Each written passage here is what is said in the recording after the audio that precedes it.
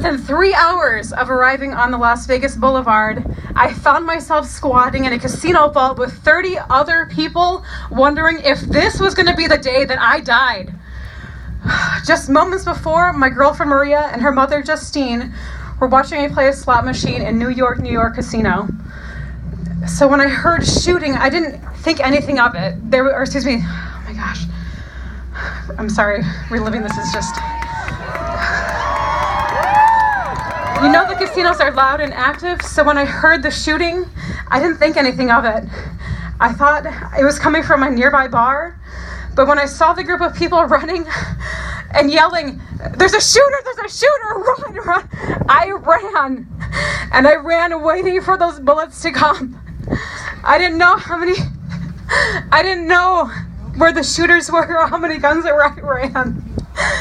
And I saw an unarmed security guard. His name was Burgess, and I thanked that man later. I ran to him as he was ushering us into the casino vault. Oh my God. We were locked in that room for I don't know how long.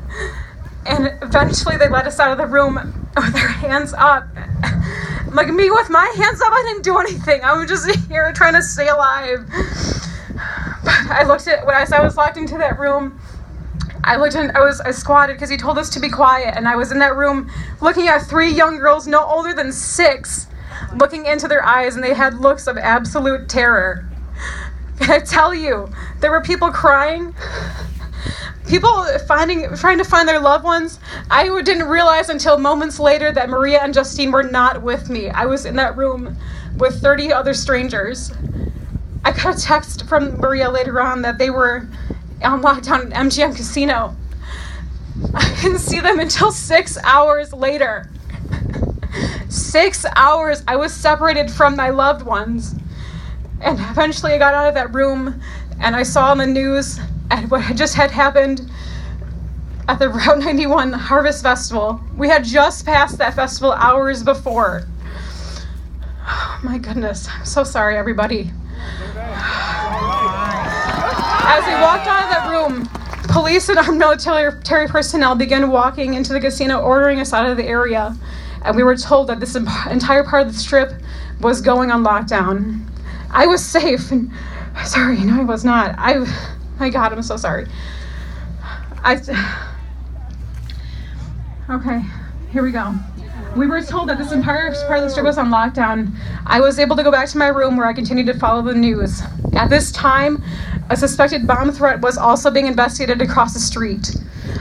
This was when I texted my family and my friends that I love them because I was convinced that this was going to be the night that I died. And 6 hours later, when we were reunited, we hugged, knowing that this was going to be a forever impacting moment. And within minutes of returning home to Ypsilanti, the crippling effects of PTSD literally brought me to my knees. I relive my trauma every day, and every subsequent shooting reopens the mental wound as I try so very hard to close it.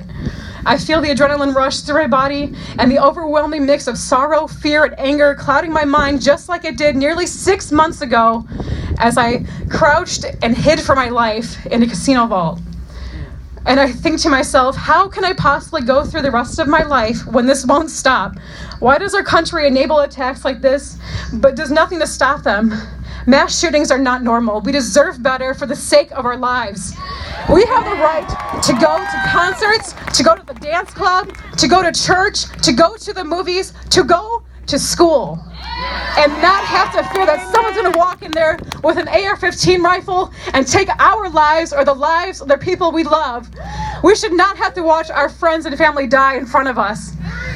In the wake of this shooting, like every other mass shooting, I heard comments like, there was nothing that could have been done to prevent this from happening, or criminals will break the law no matter what the law says. How disrespectful to the victims of shootings every year to do nothing to stop it from happening again.